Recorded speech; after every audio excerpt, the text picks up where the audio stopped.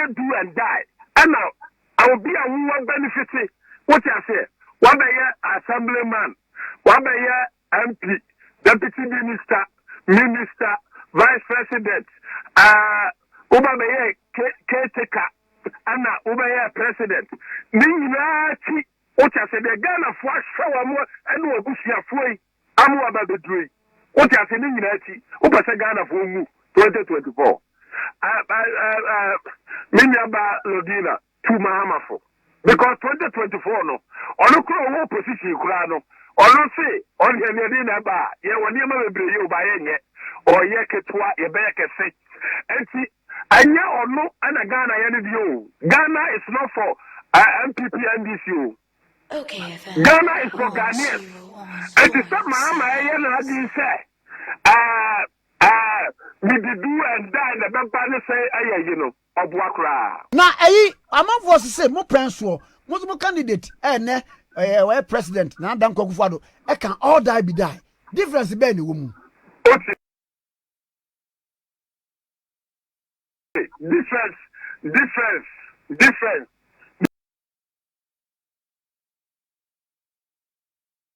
and wo we are say difference and wo we are say ubetumanya accident ubetumanya yarewu ubetumanya kwansia bebre enti asama na oka no aye you know but where there aye specific usa the expression na oka ene ne niema or they can say aye do and die uta say aye do and die uche don't the money mama ana sabre no Akufo-Addo no ni president libido.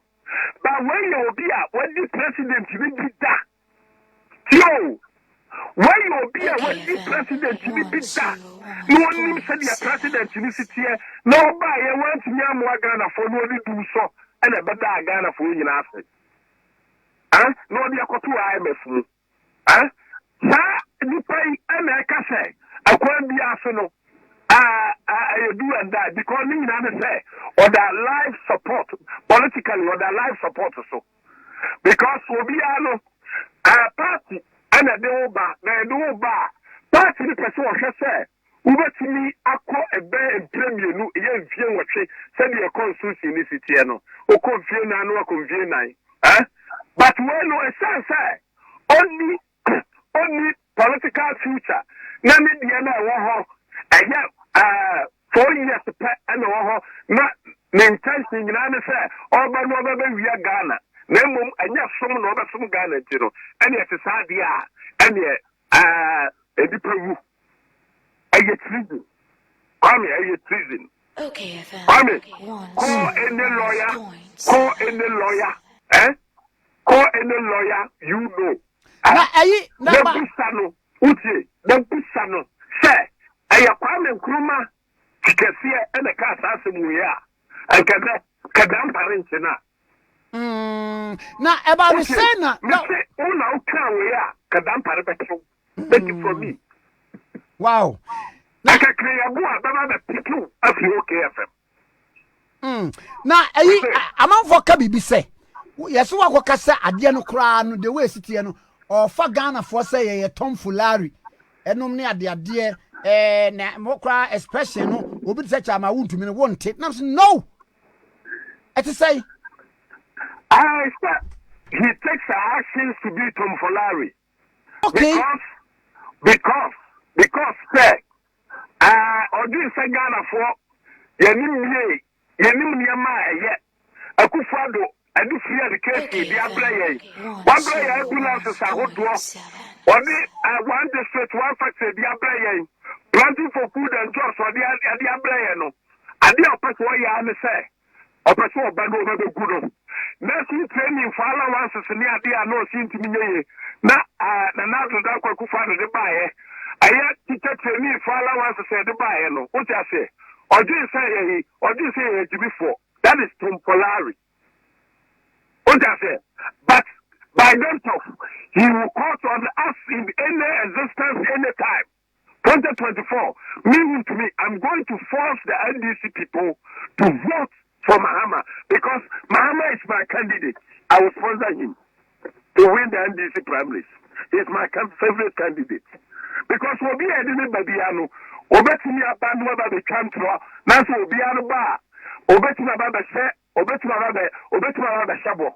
But Muhammad, I will sponsor him because say, I will sponsor him because say, Bibia Kabio, Bibia Bio, because you are Bamanoa, only 2 years in the appointment. Only 1 year to Juma. Now the 1 year call elections. And you are 2 Abadima Kufado.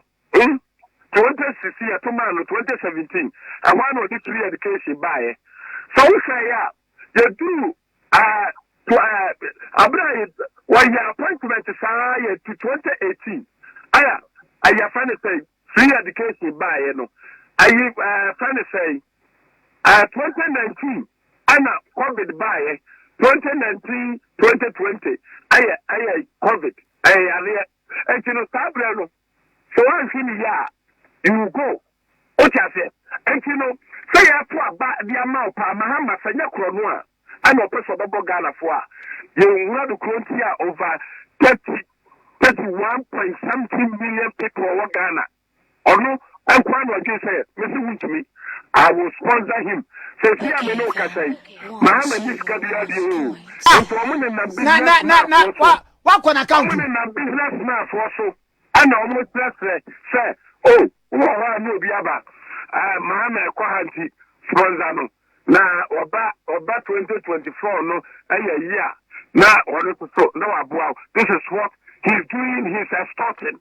This is a complete extortion. But I'm not for so school. Let me say, me say, Mahama, I will decide for NDC. I will let them bring him again.